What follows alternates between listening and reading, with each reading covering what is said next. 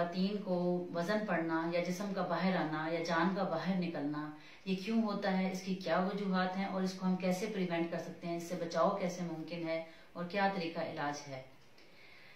Topic start करने से पहले मैं आपसे कहूंगी कि अगर आपने मेरा चैनल सब्सक्राइब नहीं किया तो उसको सब्सक्राइब कर लें और बेल आइकॉन का बटन दबा दें ताकि आपको मुफीद मशवरे आपकी सेहत से मुताबिक मिलते रहें। तो चलिए स्टार्ट करते हैं यूवीपुर लैब्स के बारे में। यूवीपुर लैब्स हमारी खवातीन आती हैं देहातों से और बहुत ज़्यादा कॉम्प्लिकेट होके इस सिम्टम के साथ कि जी हमारा वजन पड़ता है, जान बाहर निकलती है और जिस्म बाहर आता है, जिसकी वजह से तकलीफ होती है, ब्लीडिंग होती है। अब हम इसको कैटेगराइज करते हैं कि ये किस डिग्री का है, माइल्ड है, मॉडरेट है, सीवियर है। लेकिन उससे पहले हम ये जान लें कि ये होता क्यों है, किन खवातीन में होता है। वो खवातीन जिनके नॉर्मल बच्चे पैदा हुए हों और डिलीवरी के दौरान उनको शदीद तकलीफ हुई हो, दर्दें बहुत ज्यादा देर लगी रही हों और घर में डिलीवरी किसी अनट्रेंड बंदे ने करवाई हो, जिसकी वजह से उनकी नॉर्मल डिलीवरी के दौरान कुछ ऐसी कॉम्प्लिकेशन हो जाती हैं जिसकी वजह से उनका जिस्म जो है वो अपनी जगह से खिसक जाता है और जान बाहर आ जाती है। इसे हम कहते हैं यूवीपुर लैब्स। और ये मसला वहां से स्टार्ट होता है। मोर देन 70% पेशेंट इसी कंप्लेन के साथ आते हैं कि जब हमारा पहला बच्चा हुआ था या दूसरा बच्चा हुआ था तब बहुत देर तक दर्दें आती रहीं, बहुत जोर लगाना पड़ा, बड़ी मुश्किल से, बहुत गुड साइज बेबी था, वो बड़ी मुश्किल से डिलीवर हुआ और उसके बाद से हमारा ये मसला पैदा हो गया। तो मेन जो इसका रीजन है वो ये है। दूसरी वजह यह है कि वो खवातीन जो एक से दूसरे बच्चे के दरमियान वक्फा नहीं करती और बच्चे पे बच्चा हर साल पैदा करती हैं, जब उनकी बच्चेदानी इससे कमजोर हो जाती है, 8-9 जब वो बच्चे पैदा कर लेती हैं तो वो बच्चेदानी बिल्कुल ढीली हो जाती है, कमजोर हो जाती है और उसके बाद वो अपनी सेहत का जब ख्याल नहीं रखती तो मल्टीपल डिलीवरीज के बाद आखिर में वो इतनी कमजोर हो जाती हैं कि उनकी जिस्म जो है वो बाहर आ जाता है। तीसरे नंबर पे वो खवातीन जिनका ऑक्यूपेशन ऐसा है, जिनका काम है वजन उठाना। जैसे देहातों में खवातीन बहुत बड़ी बड़ी फसलों के गड्ढे सर पे उठाती हैं, बोरियां सर पे उठाती हैं, या बहुत वजनी काम जो खवातीन करती हैं, उनकी जो है सेहत इस चीज की इजाजत नहीं देती तो जिस्म जो है वो बाहर आ जाता है।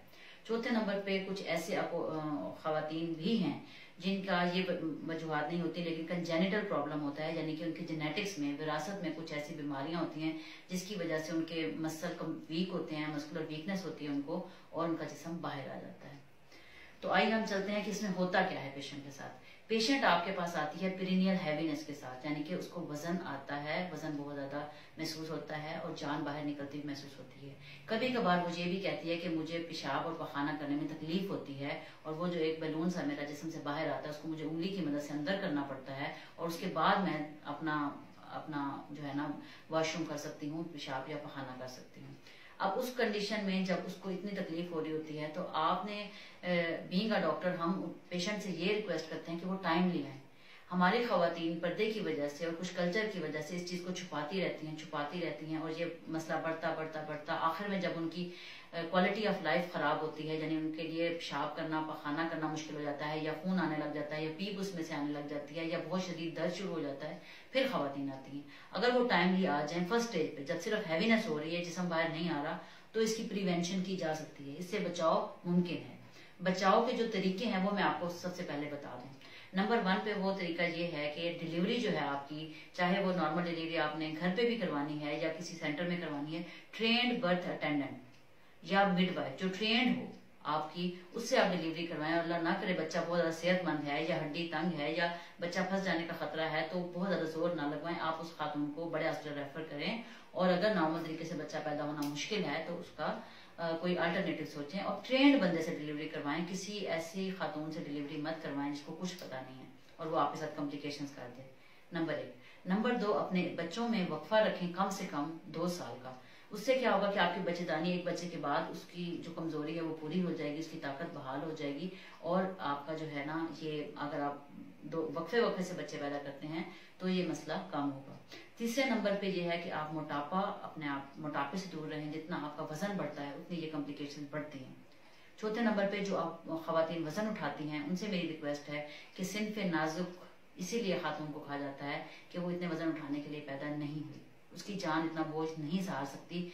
बराए मेहरबानी बड़े बड़े बोरे और बहुत वजन की चीजें अपने कंधों पर मत उठाएं जिनसे कि आपकी जो है ना रिप्रोडक्टिव हेल्थ जो है वो खराब हो जाए। 5वें नंबर पे बहुत इंपॉर्टेंट बात जो मैं आपको बताने लगी हूँ, जो हर खातून को करनी चाहिए, जो यंग खातून है जिसकी उम्र 20 साल से लेकर 40 साल के दरमियान है, उसको एक खास वर्जिश है जो करनी चाहिए, जिसकी मदद से वो इन चीजों से बच सकती है, उसे बोझ नहीं पड़ेगा। वो वर्जिश क्या है? उसे हम कहते हैं pelvic floor exercise. Pelvic floor exercise का मतलब ये है कि खातून जब आप वॉशरूम से फारिग हो जाए, यानी कि अपना यूरिन पास कर ले, उसके बाद या तो बैठकर या लेटकर 3 से 5 मिनट ये वर्जिश करे। और इसमें करना कुछ भी नहीं है, सिर्फ लेटकर या बैठकर आपने वॉलंटरीली अपने जो आपके सुराख हैं, जैसे कि पेशाब करने के लिए जो सुराख है या पखाने वाला जो सुराख है और जो मेंसेस जहां से आते हैं, पीरियड्स आते हैं, ये तीनों सुराखों को आपने टाइटली क्लोज करना है। और आपने फील करना है कि मैंने इसको, जैसे आपने पेशाब रोका हुआ होता है, इसको टाइटली क्लोज करके फिर आहिस्ता आहिस्ता आहिस्ता आहिस्ता आहिस्ता आहिस्ता इसको खोलना है।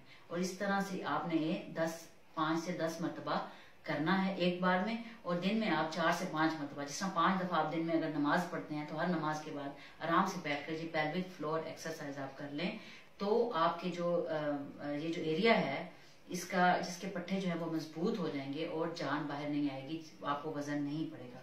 और ये एक्सरसाइज कोई मुश्किल नहीं है, इसके लिए मैं एक अलग से वीडियो बना के अपलोड कर दूंगी कि इसको कैसे किया जाता है। और अगर आपको ये ना समझ आए तो आप इसके लिए फिजियोथेरापिस्ट से भी रुजू कर सकते हैं। वो खवातीन जो यंग एज में है और उनको वजन पड़ता है, वो फिजियोथेरापिस्ट की मदद से भी ये एक्सरसाइज सीख सकती हैं। तो इस एक्सरसाइज, लेकिन अगर एक खातून मीनोपॉज की है, यानी कि बूढ़ी खातून है जिसकी माहवारी बंद हो चुकी है और 10 साल से उसका जिस्म बाहर आता है, तो अब इस एक्सरसाइज का फायदा नहीं होगा। ये प्रिवेंशन के लिए है, क्योर के लिए नहीं है। तो वो खातून जिनकी माहवारी बंद हो चुकी है और उम्र बहुत ज्यादा हो चुकी है, उनको हमें ट्रीटमेंट देना पड़ता है। खासतौर पे वो खवातीन जिनका ये सालों मसला पुराना हो, उनको हमें पट्टियां करनी पड़ती हैं ताकि उनके जख्म ठीक हो जाएं। उस पट्टी की मदद से उस जख्म को अंदर, यानी कि उस जान को अंदर किया जाता है। और जब वो जख्म ठीक हो जाता है तो एक ऑपरेशन से पहले हम ट्राई करते हैं कि ऑपरेशन से खातून बच जाए, तो हम उसको एक रिंग रख देते हैं जिसकी मदद से उसकी जान वहां पे सेट हो जाए और वो उस रिंग की मदद से हम उसकी जिस्म को वापस अंदर ले जाते हैं। लेकिन बहुत सी खवातीन में ये तरीकाकार फेल भी हो जाता है और वो रिंग बाहर गिर जाता है। तो वो खवातीन जिनमें सब तरीके फेल हो जाएं, उनमें आखिरी इलाज जो है वो ऑपरेशन है। हम ऑपरेशन की मदद से बच्चेदानी को निकाल देते हैं ताकि खातून इस तकलीफ से निजात पा सके। और ऑपरेशन हम उन्हीं खवातीन में करते हैं जिनकी फैमिली कंप्लीट होती है, जिनके बच्चे पूरे होते हैं और जिनको ये इशू नहीं होता कि बाद में उनको हमल का जरूरत हो या बच्चे पैदा करने की जरूरत हो। तो ऑपरेशन आखिरी हल है, पहला हल नहीं है। मैंने आपको बहुत से तरीका इलाज बताए हैं। मजीद अगर इस टॉपिक के बारे में आप कुछ भी जानना चाहते हैं या कोई भी आपके जहन में सवाल हो, तो आप कमेंट्स में अपने क्वेश्चन लिख के भेज दें।